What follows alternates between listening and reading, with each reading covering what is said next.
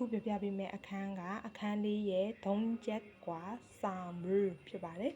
အထဲမှာပါတယ်အော်ဟီအီလ်ကိုပြပြပြီးတော့ပါမယ်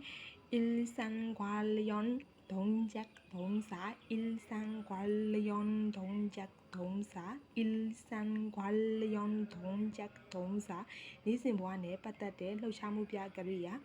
အီရာတာအလုံးလုံးသည်ဂုံမှုဟာတာလေးလာသည်အွန်းသုံးငါတာအကစားလုပ်သည်ဂျောနွာဟာတာဖုံးပြောသည်ယူရီဟာတာဟင်းချက်သည်ရှုပ်ဖင်းငါတာရှော့ပင်ထွက်သည်ရွှီတာအနားယူသည်ဂျာတာအိတ်သည်ဂါတာသွားသည်အိုတာလာသည်ဟာတာလုတ်သည်အခုပြပြပေးမယ့်အခန်းကတော့အခန်းလေးရဲ့အော်ဟီအီဖြစ်ပါတယ်အီလ်ဆန်ကွာလျွန်မြောင်းစ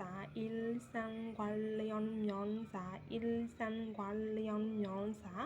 နေ့စဉ်ဘဝနဲ့ပတ်သက်တဲ့နာမ်များအခုကဂွင်းထဲမှာရှိရဲ့နာမ်နဲ့ကရိယာကိုပေါင်းပြီးတော့ဆိုပြပေးတော့ပါမယ်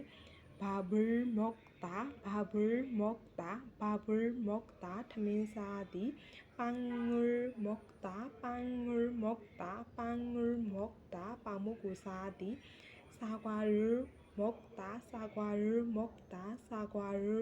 တာပန်းသီးကိုစားသည်ကွာဂျာရမော့